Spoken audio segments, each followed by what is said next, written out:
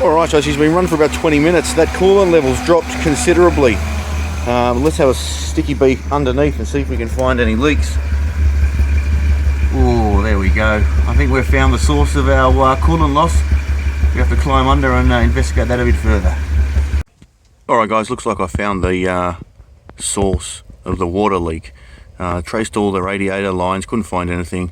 Looks like it's the heater core under the dash here. As you can see, it's actively dripping from there, and also quite a steady stream when the engine's running is coming out from up under there. So I'm going to try and bypass the heater core. Don't really fancy pulling the dash and replacing the core at this point in the assessment. So just going to bypass the heater core and see if that fixes the leak here.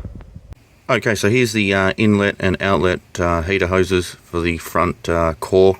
I'm just going to pull those two off, measure the diameter and try and find a piece of PVC pipe to temporarily bypass the core, give it a test run and see if that stops the leak. Alright, it's a little tough to see, but that's where the two pipes, water pipes go into the heater core, so they're just held on with a couple of clips. I'm going to try and disconnect them. Hopefully I don't get covered in water. Let's see what's going on under here. Right at the bottom. Right at the bottom. Of course they are. One feels warm, one is totally cold, so I'm assuming that water's getting in, but no water's coming back out. These clips have to be in the worst position to get to. They're both facing each other underneath, but we'll give it our best shot, try and get in there and get these pipes off.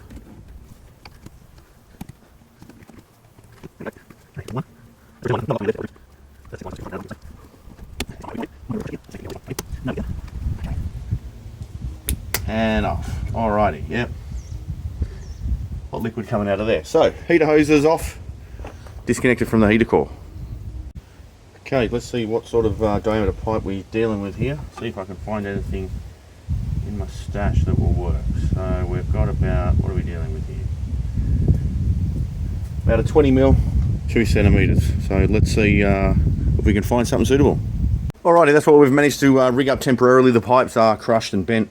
I will head down to Bunnings and go and try and find a U-bend or at least a couple of 45s to create something there for that piece of pipe. So I'm just going to test it out, confirm that the core is the source of the leak, and head on down to Bunnings before they close in the next 45 minutes or so. Wish me luck. Alright, so the pipe and clamps seem to be holding. I'm assuming water is circulating. They're not totally pinched, but definitely not ideal for any sort of longer term. Let's go and have a look under the dash and see what's going on under there. Okay, so we've still got an active leak. No doubt the heater core, heater matrix is still full of water. That's going to take a while to get out. However, we don't have a stream of coolant liquid running from up under there anymore, which I think is a good sign. So let's shoot down to Bunnings, get a proper pipe to bypass it, and we'll check back in when we get back. Alrighty, we've made it to the promised land with 20 minutes to spare. Let's get in, get what we need and get out. Alrighty, we've found the heater core bypass aisle. No doubt I can find something I'm needing in this lot here. Let's have a quick look and see what we end up with. Alrighty, we got the goods for the grand total of 15 bucks. Couple of elbows, couple of clamps, some cement, as well as another piece of pipe, just in case the one that I have doesn't quite fit those elbows. I know this one does. For the sake of $3.30, I don't want to be rushing back here tomorrow. So let's get all these bits and pieces back and see if we can concoct a nice little elbow. Alright, so here we are on the bench of dreams with all our bits and pieces for this heater core bypass.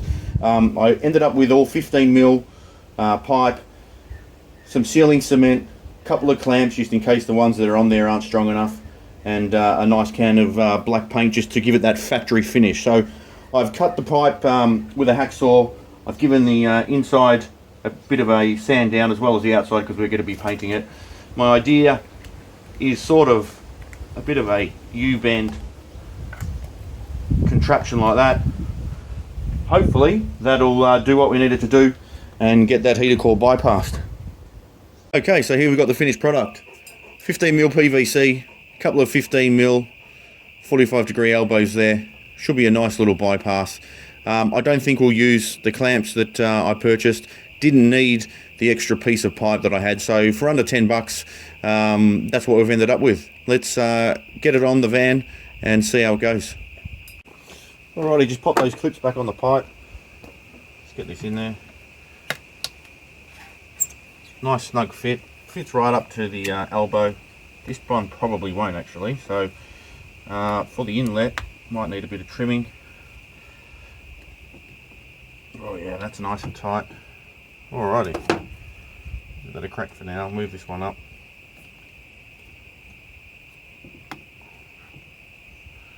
Keep those clips to the outside so we can get in there and play around with it if we need to.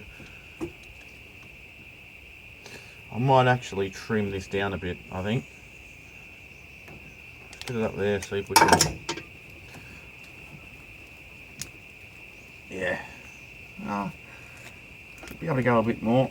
It's been a bit difficult. Alrighty. I will trim that down just to make it look a bit more even, but for now I don't think we can get much better than that. Get our hose clips back in.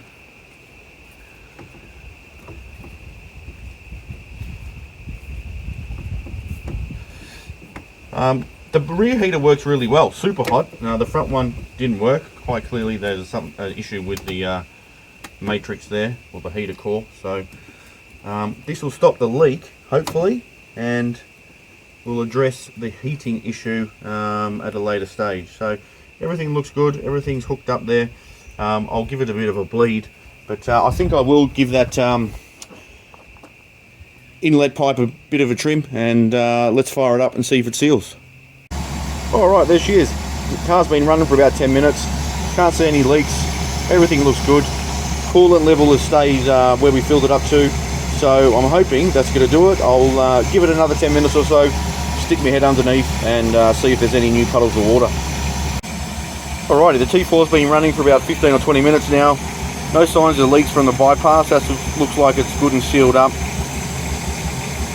Coolant level has stayed where it is. There's no leaks underneath the car. Looks like a great success for about 10 bucks and really probably 45 minutes or an hour's worth of work if you've got all the bits and pieces here. The heater core's been bypassed. Now we just need to get on to the 648 other jobs that remain outstanding on this 03 V6 2.8 litre T4. The rewards of a job well done. Cheers.